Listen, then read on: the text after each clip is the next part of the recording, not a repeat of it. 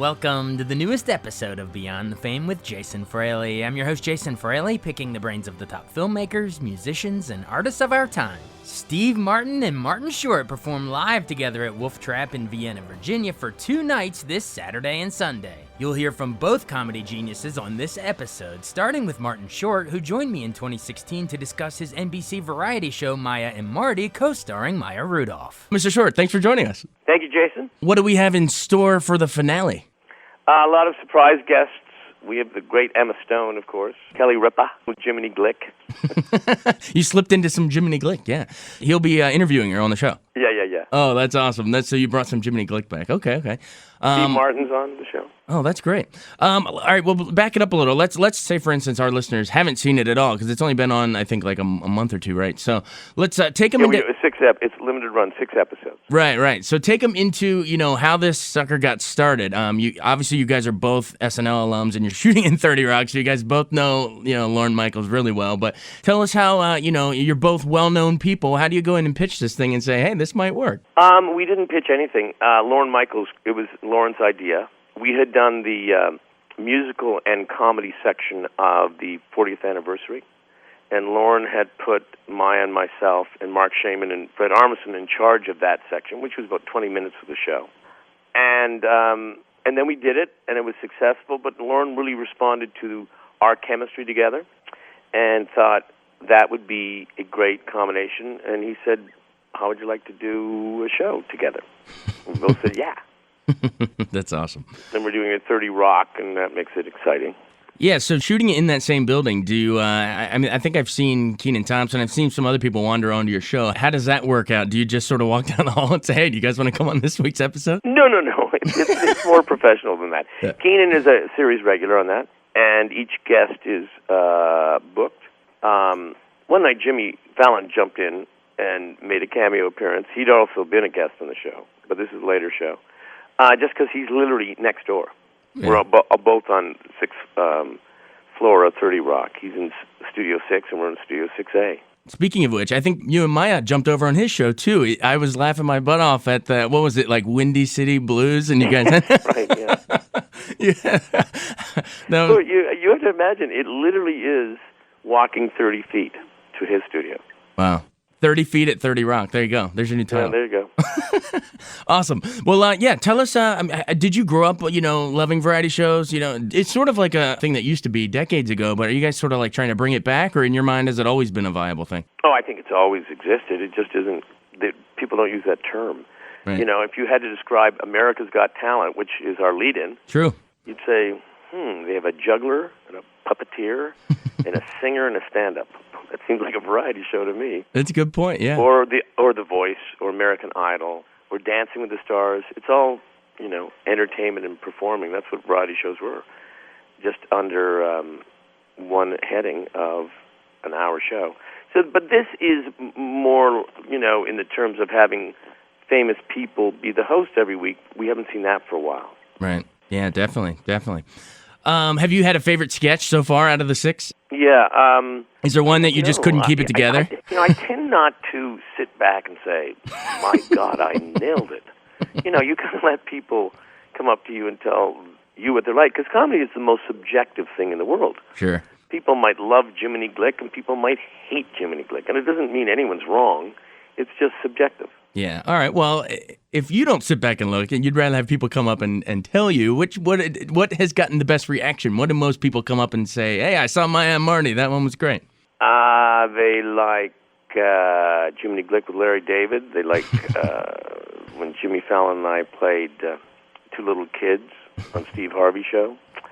They liked Maya Rudolph as Melania Trump. We've done a lot of stuff. That's great. In these shows. Yeah. Tell me sort of the genius of Maya. Why is she such a great partner to work with? Do you know, it is unbelievable. I am someone that if I'm shooting, we have a lot of film pieces in this right. show as well. And it's not just all live and in front of an audience. And, I'm someone who always kind of goes to the director. How was that? Should I bring that down? Should I bring that up? What do you think?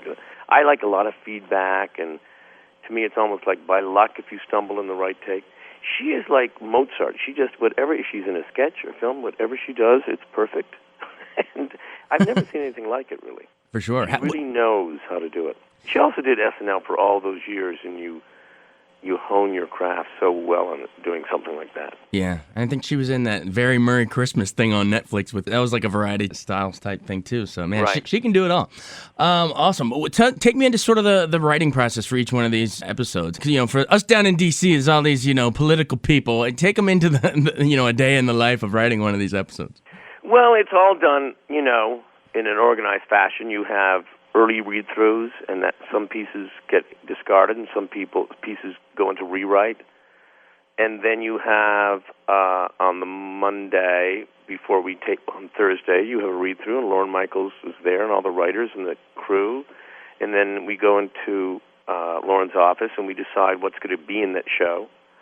And then sets are being built, and costumes are being made, and you start rehearsing the next day. Awesome. Well, we appreciate your time. I know we're up against the clock, but before we go, I got to ask you, can you do anything with the rumors of Father of the Bride 3? I mean, is that bogus, or is this actually happening? That's bogus. Yeah, I've saw a bunch of sites report, so I wanted to see what you thought about that. No. Would you be up for it if it happened? It's the kind of thing that it's like if you repeat a character, there's nothing wrong with repeating a character if there's a very good reason to repeat that character. So you'd have to see who is going to direct it. Yeah. You'd have to see who's going to write it. Yeah. And you'd have to know that Steve and Diane Keaton were part of it, and Kimberly Williams, etc. Right. Well, let's focus on Maya Marty for now. The finale's coming up. We appreciate you taking the time, sir. We loved you. I think you were at the Kennedy Center Honors a couple years back doing. I was for Tom Hanks. Yeah, doing the song and dance. So, yes, sir. Was that a little bit of a foreshadowing of Maya Marty for us DC folks? If we tune in, and we'll see something similar. Well, I think that there's a lot of variety. There's a lot of things going on that show. It's not just one thing, but there's certainly some song and dance as well. Awesome. Well, thanks. We appreciate your time. Thank you, sir. Thank you. I also spoke with the legendary Steve Martin alongside musician Edie Brickell when they premiered their musical Bright Star at the Kennedy Center in 2015, before the show made its way to Broadway, earning 5 Tony Award nominations. Apologies for conducting the interview in an echoey back room of the Kennedy Center, but we're playing it for you anyway. I mean, come on, it's Steve Martin. I'm here with the one and only Steve Martin. And Edie Brickell. he's just taking it away. And they are co-creators of the brand new musical Bright Star, which is here at the Kennedy Center, sort of a pre-run before it heads to Broadway, right? We just talked to director Walter Bobby and the star, Carmen. And Carmen, first of all, broke out in song singing What I Am all on her own. I don't know why. And Walter Bobby said that when he first read it, it took his breath away. Is that a little exaggeration, or do you think he actually lost his breath? I remember he's on camera. But the show, as let's call it melodic and sentimental and kind as it is actually quite shocking. And I think that's probably what he's referring to. It's a couple of very shocking moments in the play that keep it modern, Yeah. keep it in the forefront, Yeah. So it's not just a sentimental, sweet musical. Right. He said that it was, speaking of the sentimental side of it, he said that it was a little, I guess, old-fashioned. I think of it as newfangled, old-fashioned musical. I like that. Why did you put that on the poster? How did you guys, hook up to work on this? I know you've toured together musically. You've done even like an album together, right? How did you first meet Steve? 2 albums. 2 albums. Okay. How did you first meet Steve? Oh, I was 23 and I met him at a dinner party. And he was... I was 70. Still back then? He was the sweetest stranger I'd ever met. He was sitting across the table and he broke this garlic matzo and said, "You really gotta try this." And The garlic matzo. it meant so much to me that he even knew I was sitting there. That really does not make a person kind. I'd be making small talk. What do? I'd gone to a couple of dinners before and it was just so much, anyway. Just bring the garlic matzos everywhere you go. It's like family. That's what it was. Yeah. It carried me. It was just, the little things do add up. And by the way, I really want to amend something I said called the musical sentimental. But I mean that in the best sense of the word, Right. you know, where you're get into characters and they have arguments, they break apart, they come back together, and you know, like the best side of life. Yeah. I think you guys, is it possible you could do a play about, you know, the garlic and call it The Sweetest Stranger I Ever Met? That's like a good title. All right, well, tell us. To you. Yeah, okay. I'll work on that.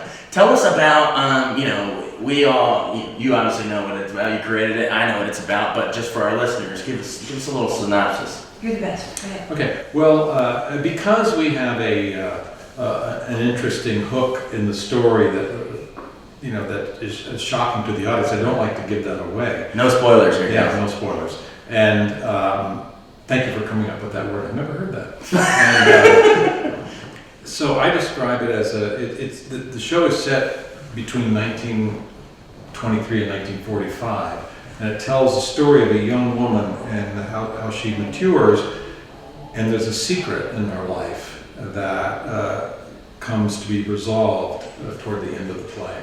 Okay. She discovered a secret about herself. But we're not telling you what that secret is. You gotta come see it. I call $60. You need like a discount, $59 holidays. $59.99. Why set it in that time period? Take me back to when you guys sort of, you know, brainchild of this thing. That's a word now, brainchild. I think that's easy. Yeah. Because one, we discussed this. We discussed different eras. We discussed the '60s, and I said, well, you know, if we do it modern, we have cell phones, and we don't want cell phones. It just there would be no story Right. without cell phones. We needed an era with trains, and you know, the trains were a very significant form of transportation in the 20s, all the way through the 40s. And it's a beautiful era. And it's- Beautiful to yes, look at. yes. Style is just luscious. Yeah, the style is great. The language is great. You know, that people use, especially, you know, we are set in North Carolina, so we have this, you know, fountain of words that you might not hear in regular conversation. It's Right. really fun to put those words in people's mouths. You know, even though it's set in a rural location, although it's set in Nashville too, but in a rural location, it's great to make the characters smart and have language, because the people then, I actually researched this, they were Presbyterian, and there was a big focus on education in Presbyterian society in North Carolina. Mm-hmm. So, you know, we get the benefit of language and education, and it really helps the story. Absolutely. Take me through some of the music, because you guys, I know, both obsessed with music outside of this show. You know, huge fans. But take me through, you know, the process of getting the songs. You know, the songbook. You know, I might if I say so. That Mike Nichols once said, he told me, he said, don't ever go to the birthday party of someone who's written a musical. And I said, why? And he said, because they'll play you all the songs that have been cut from the show. And, you know, we have a lot of songs that have been cut, were good songs. So we recorded them on our record. Oh yeah. And good songs have been cut, but you know, we found they just didn't, you know, explicitly tell the story or work in the way, or maybe the scene did the work of the song, or sometimes the song does the work of the scene. We'll cut the scene, let the song be there. And you know, you're constantly playing. I don't want to. You should talk too, but you know, constantly playing the organization of these songs and the stories. And you know, you can't do like 5 slow songs in a row. It's, Right. you know, just basic show business. Right. And rest in peace, Mike Nichols. Obviously, you mentioned him, but if anyone knew Mike Nichols, it was your husband, right, Paul Simon? I think he knows him better. Yeah, a little bit, slightly. Did when you're working on this thing, do you come home and say, hey, Paul, I'm working on this thing? I do that. You do that? I'm working on it. What can you? Yeah. Well, actually, Edie works on this stuff completely by herself. Yeah. And I think that's the creative impulse. You just really can't have input. Yeah. I think the thing is too, when you have two songwriters living together, you recognize that songwriting is a very private and independent expression. And Paul is so busy doing the Paul Simon schedule Yeah. that when we get together in our home, it's about our kids or dinner or our Right. dogs and them peeing on the rug and things. We're taking care of those issues rather than Does check Paul- out my song. Yeah, yeah. It just doesn't Does Paul's exist. dog pee on your rug too, Steve? Does He Paul? would. After the dog, she wanted his boss. Yeah, yeah. So that's more of the safe, private space away from the separate work. I think you know? that makes better sense, don't you? Yeah. No, I was actually just curious because we just had Carole King here for the Kennedy Center Honors, and she and her husband they co-wrote a lot of songs together. So I was curious how that interplay. You know was. what else is? Paul has mastered the simple song. He's moved on to another quality of expression, and I'm still trying to master the simple song. That's what I've tried to do with our musical. I'm still very much interested in that process, and he's simply not. Do you guys have?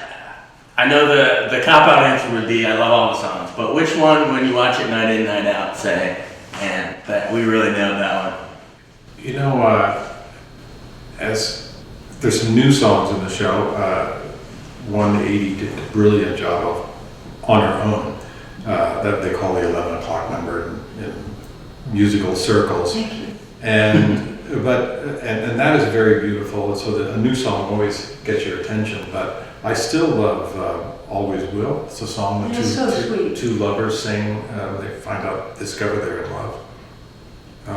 It's one of those songs that every time we hear it, or he'll sing it sometimes, I think we're so lucky that floated down to us, because it sounds like a song that should have already been written. Yeah. It's so simple, and I can't believe it came to us. Absolutely. Well, and what drew you to, I assume you've always been big fans of the theater and Broadway, but, what drew you to taking, this new avenue? Because you guys have done music, movies, everything, but talk about what makes the stage so alive and how you got involved with the guy that revived Chicago of all things, just is it a magic of a live audience, or what is it?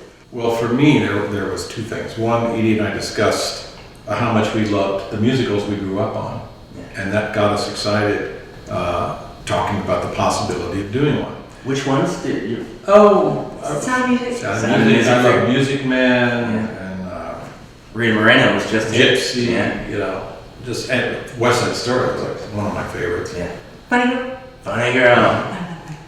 And but also I realized that it's one of the last analog experiences you can have. True. You have to go. You're supposed to turn off your phone, and you can't download it. You just have to watch it. Right. And that kind of and by the way, that puts an extra challenge on modern shows. They have to compete with multitasking. Yeah. They have to hold your attention for that 2 hours. True. I love that our show is just slightly under 2 hours too. Yeah. I think that's exactly. Is that intentional? Always. Yeah. Yeah. Well, not the time, but to Right. keep it trim and succinct. Keep it moving. And yet still have time to treat an issue with respect and good language. Yeah. How about you, Edie? Is it why? What does the stage do to you? You mentioned Funny Girl, and so I guess Streisand fan and all that. But what keeps drawing you to the theater? Well, this is the first time I've been drawn to the theater, really. And I'm discovering the talent of all of our collaborators and our team. I didn't know that everyone's an artist, from the lights, stage, sound, obviously the director, the choreographer. I didn't realize what all the choreographer does. Our music director, Right. and of course our cast. The passion that they put into every performance and how hard they work. We're really grateful for our cast, and Walter Bobby, who's done such a great job, and Rob Berman, music, and Josh Rhodes, the choreographer, all these people, and Peter Asher, who produced all our records and kind of created this sound. They're artists. They have vision and they bring it to our musical and they make it so good for us. I'm so grateful to them. Collaborative process. It's so much fun. What was it? Are you here for the duration at the Kennedy Center, or or are you just here kind of doing the press thing now, or? No, we are here every night on Okay. the show and mending, Tweaking. repairing, Right. tweaking. What was it like the first time you were sitting there watching it at the Kennedy Center unfold in this beautiful space and say, "Hey, that's our musical up there." Frankly, for me, it's frightening because that's the first time Right. in a sense that the audience has seen what we've done. And so you're not even yourself, you're kind of listening, watching and listening. Right. And also the cast is, very new to what they're doing. And all good actors and comedians need just a little bit of feedback from night to night to know, I see this is where that laugh is, and this is where this space should be, and this scene holds, so I can take my time with it. And those things are just learned over time. I always think first night show should be $12. Better than the $59 it takes to reveal the secret. But cool, yeah.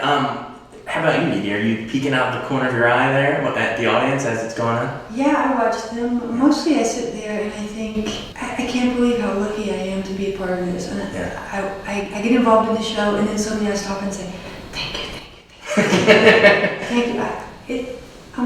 And I'm so grateful, again, for all of their talent, that they can take a song and make it so big and beautiful. And that I get to be a part of it. I'm thrilled. Thanks, Steve, too. His writing is so wonderful. They're just elbowing each other over there. Thank you. We say thank you for bringing it here. Well, we hope Washington enjoys the show. George Washington. Thanks so much for listening to Beyond the Fame with Jason Fraley. Our theme music is Scott Buckley's Clarion. Remember to give us a 5-star rating if you like what you hear. We'll see you next time.